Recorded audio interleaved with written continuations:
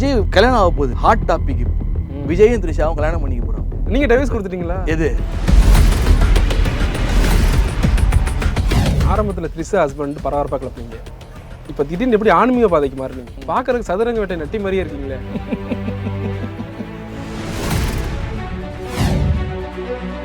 நல்ல குடும்பத்து பெண்கள் சினிமாவுக்கு வரக்கூடாதுன்னு நான் சொல்லுவேன். அப்போ இருக்கிறவங்க எல்லாம் அதை பத்தி நான் சொல்ல விரும்பல. நீங்க சொல்றது அதுதானே அர்த்தம். அப்போ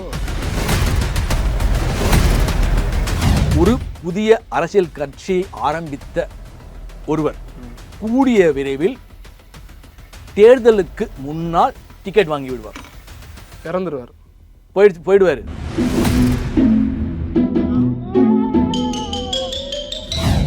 அசுரன் பிரசவித்ததை அறிந்த காமப்பிசாசு மேனகை அவனை நினைத்து அலறினாள். இன்னைக்கு என்ன தம்பிக்கு எந்த ஒரு ரஜினி மாதிரி படிச்சுட்டு இருக்கீங்க?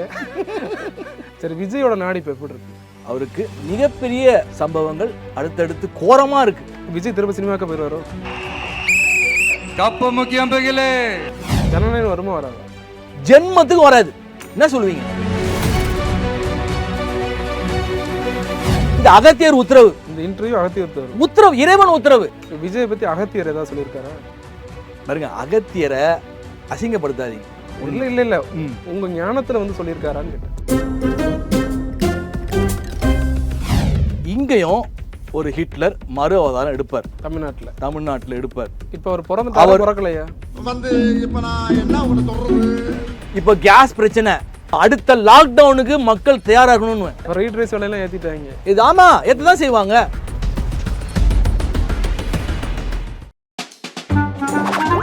மனுஷனாதீங்க ஒரு ஈவிரக்கம் இல்லாம நடந்துக்கிறாங்க. வணக்கம் சூர்யா சார். உலக தமிழர்கள் அனைவருக்கும் வணக்கம். ஆரம்பத்துல த்ரிஷா ஹஸ்பண்ட் பரபரப்பாக கிளப்பினீங்க. இப்போ திடீர்னு எப்படி ஆன்மீக பாதைக்கு மாறுனீங்க? நான் மறந்தாலும் நீங்க மறக்க மாட்டீங்க. சரி, எனக்கு டவுட், உண்மையிலே நீங்க த்ரிஷா கல்யாணம் பண்ணீங்களா? உங்க ஜோதிட வாழ்க்கை எப்படி போயிட்டு இருக்கு? சூப்பரா போயிட்டு இருக்கு. நீங்க என்ன கணிச்சு வச்சிருக்கீங்க? இப்போ தமிழ்நாட்டுல ஒரு மிக பெரும் சம்பவம் நடக்க போகுது. அந்த சம்பவம் போரை விட மிகப்பெரிய சம்பவமாக உலக மக்களால் பார்க்கப்படும். அப்படி என்ன சம்பவம்? அந்த சம்பவத்தை விவரிக்கலாம் முடியாது சார். கூடிய சீக்கிரம் நடந்துடும் சார். அது எது சம்பந்தமான விஷயம்? மக்கள் சம்பந்தமான விஷயம். மக்கள் போரை விட மிகப்பெரிய சம்பவம் தமிழ்நாட்டுல சென்னையில நடக்க போகுது. இந்த விஷயம் உங்களுக்கு எப்படி தெரிய வந்துச்சு? நமக்கு ஞானமா வந்துடும், சில விஷயங்கள் வந்துடும். அதை நான் சொல்லிட்டே வரேன். நிறைய விஷயம் நடந்திருக்கு. இப்போ அகஸ்தியர் மகரிஷியோட நாடி நான் வந்து எழுதி வச்சிருக்கேன். அதை வேணா மக்களுக்கு வேணா படிச்சு காமிப்போம். அகஸ்தியர் வந்து உங்ககிட்ட சொல்லி நீங்க அது மூலமா எழுதிருக்கீங்க. ஆமா, பரிச்சட்ட மாதிரி இருக்கு. அதுவா பொறுத்த வரைக்கும் பரிச்சட்ட எனக்குள்ள அகஸ்திய மகரிஷி இந்த உலக மக்களுக்கு சொல்லக்கூடிய செய்தி. அவன் வருகைக்கு முன் உலகில் ஒரு மிக பெரும் பிரளயம் ஏற்படும். அக்கினி பிழம்புகள் வானை முட்டும். பல ஆயிரம் மானிடர் மாழ்வர். நூற்றாண்டுகள் இல்லாத மனித சாவுகள் நிகழும். எப்படி பல நாள் பசியில் கிடந்த தீக்கு பலர் இரையாவார்களோ அப்படி. அந்த மாதிரி இருக்கும் சம்பவம். பயங்கரமா இருக்கும். அப்ப அவர் பீடையா? கெட்டவன் தானே சார் ஒழிஞ்சு போறான். அவன் கொடூரர்களை அழிக்கும் அசுரனாகவும் மக்கள் மனம் கொள்ளை கொள்ளும் ராமனாகவும் விளங்குவான் தான் சொல்லிடுறேன். இதுல சொல்றாரு அகஸ்தியர். ஓகே, அவன் வருகையால் தமிழ்நாடு தலை நிமிருங்கிறாரு. பெண்கள் பெரும் நிம்மதி பெரும் மூச்சு விடுவார்கள்ங்கிறார். பாலைவனமாய் இருக்கும் தமிழ்நாட்டை சோலைவனமாய் மாற்றுவான். அவன் வரும் காலம் பெண்களுக்கு பொற்காலமாய் திகழும் வருது. இப்ப அடுத்தது லாஸ்ட், ரம்பையின் கள்ளக்காதலன் அசுரனால் கழுவில் ஏற்றி கொல்லப்படுவான். ரம்பை திருவோடு ஏந்துவதை பார்த்து மக்கள் விந்தையில் திக்குமுக்காடி போவார்கள். யார் அந்த கள்ளக்காதலன்? ரம்பையின் கள்ளக்காதலன் தான் இப்போ ஹாட் டாபிக் ஓடிட்டு இருக்கு. அசுரன் பிரசவித்ததை அறிந்த காமப்பிசாசு மேனகை அவனை நினைத்து அலறினாள். இன்னைக்கு என்ன தம்பிக்கு எந்த ஒரு ரஜினி மாதிரி படிச்சுட்டு இருக்கீங்க? பலர் தலை உருளப் போவதை நினைத்து அவள் தலை கிறுகிறுத்தது. பல தலை உருளப் போகுது. மாயை உலகில் வாழும் மனிதன் பொருள் செல்வம் ஈட்டுவதிலே ஆர்வமாய் இருக்கிறான். அதனால் ஆன விளைவு இப்போது ஏற்பட்டு கொண்டிருக்கும் அழிவுங்கிறார். இப்போ போர் நடந்துகிட்டு இருக்கு. ஓகே, சரி, இதனால நீங்க என்ன சொல்ல வரீங்க அதை சொல்லுங்க. பல சாவுகள் நடைபெறும். சரி, விஜயோட நாடி இப்ப எப்படி இருக்கு?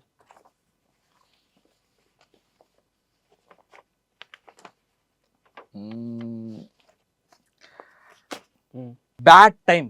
அவருக்கு மிகப்பெரிய சம்பவங்கள் அடுத்தடுத்து கோரமா இருக்கு. விஜய் திரும்ப சினிமாக்க போயிடுவாரோ?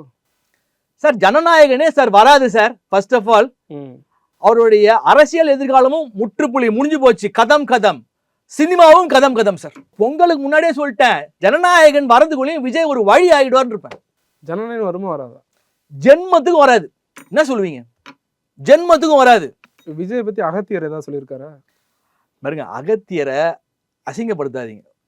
இல்ல உங்க ஞானத்துல வந்து சொல்லியிருக்காரான்னு கேட்டேன். நான் என்ன சொல்றேன், எனக்குள்ள ஒரு இறை சக்தி இருக்கு. நீங்க எப்படி நம்புறீங்களோங்க, இந்த இறைவன் உத்தரவு கொடுத்தாதான் இந்த இன்டர்வியூ எடுக்கிறதுக்கு உங்களுக்கும் உத்தரவு வரும், எனக்கும் உத்தரவு வரும் நான் வர்றதுக்கு. இல்லைன்னா ஜென்மத்துக்கும் சொல்றேன், நீங்க எவ்வளவு காசு கொடுத்தாலும் பச்சையா சொல்றேன் மக்களுக்கு வரமாட்டேன். நான் வந்து ஒத்துக்கிட்டு வரேன்னா ஏதோ ஒரு காரண காரியம் இல்லாம இருக்குது. இது அகத்தியர் உத்தரவு. எப்படி எடுத்துக்கணும் எடுத்துக்கோங்க. இந்த இன்டர்வியூ அகத்தியர் தரும் உத்தரவு, இறைவன் உத்தரவு, இறைசக்தி உத்தரவு. திரிஷாவோட சினிமா கேரியர் என்ன? அவருடைய சினிமா கேரியர் முடித்து வைக்கப்பட்டது. முடிச்சிட்டோம். சரி, உங்க கூட எவ்வளவு நாள் இருந்தாங்க அவங்க? அவங்க தான் விஜயோட மனைவி தானே. அவங்க விஜயோட மனைவி தான் சொல்றாங்க. இப்போ அதான் பேசிட்டு இருக்காங்க, கல்யாணம் பண்ணிக்க போறாங்க. விஜயோட மனைவி தானே சொல்லிட்டு இருக்காங்க எல்லாரும். அப்புறம் என்ன கேட்டுட்டு இருக்கீங்க நீங்க? நீங்க தானே முன்னாள் ஹஸ்பண்ட். ஏங்க நீங்க டைவர்ஸ் கொடுத்துட்டீங்களா? எது அது விஜய் கல்யாணம் ஆக போகுது. Hot topic. இப்போ விஜயும் த்ரிஷாவும் கல்யாணம் பண்ணிக்க போறாங்க. எப்போ? எலெக்ஷனுக்கு அப்புறமா முன்னாடியா? இப்போதான் சொல்றாங்களே, இப்போ திடீர்னு அதிர்ச்சி கொடுத்தாங்க. 2 பேரும் ஒன்னா வந்து அதே மாதிரி அதிர்ச்சி கொடுப்பாங்க. கமலுக்கு உங்களுக்கு அப்படி என்ன தகராறு? தகராறு இல்ல, ரொம்ப எனக்கு அவரை பிடிச்சிருந்தது. தக் லைஃப்ல வந்து ரொம்ப எனக்கு பிடிச்சிருந்தது. அவரை திட்டிட்டு இருக்கீங்களே, நான் ஃபோன் பண்ணுறா கூட அவரை திட்டிட்டு இருக்கீங்க. பார்த்துட்டீங்களா? ஒரு ஒரு கடிதம் போட்டிருந்தேன் அவருக்கு. தக் லைஃப்ல வந்து நான்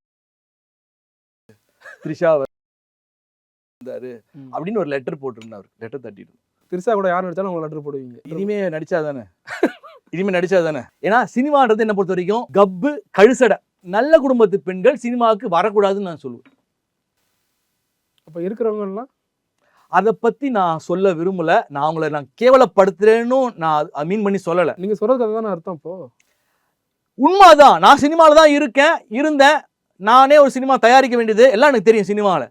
ஸோ இந்த சினிமாவில் இருக்கக்கூடிய மனிதர்கள் மிருகத்தோட கோரமானவர்கள் எல்லாரும் கிடையாது. அதுக்குன்னு ரஜினி கமலோட சாப்டர்லாம் க்ளோஸ்ன்னு சொல்றீங்களாமே, எப்படி? வயசாயிடுச்சுல்ல, எல்லாருக்கும் தானே வயசாகுது. அப்போ நிறைய பேர் தன்னால வாலண்டரி ரிட்டைர்மெண்ட் கொடுத்துட்றாங்கல்ல. போதும்ன்றேன். பார்த்து பார்த்து பிடிச்சி போச்சுங்க. நிறைய சின்ன பசங்க நிறைய பேர் இருக்காங்க, வளரட்டுங்க அவங்களாம். ஹிட்லர் மறுபிறவி எடுத்து தமிழ்நாட்டில் பிறப்பாருன்னு சொல்றீங்க. அவர் எங்க பிறக்க போறாரு? அப்படி பிறந்தா என்ன நடக்கும்? இங்கேயும் ஒரு ஹிட்லர் மறு அவதாரம் எடுப்பார். தமிழ்நாட்டில் எடுப்பார். ஆனால் இந்த ஹிட்லர் கொடூரர்களை கொன்று குவிப்பார். நல்ல மனுஷனாகவும் இருப்பார்.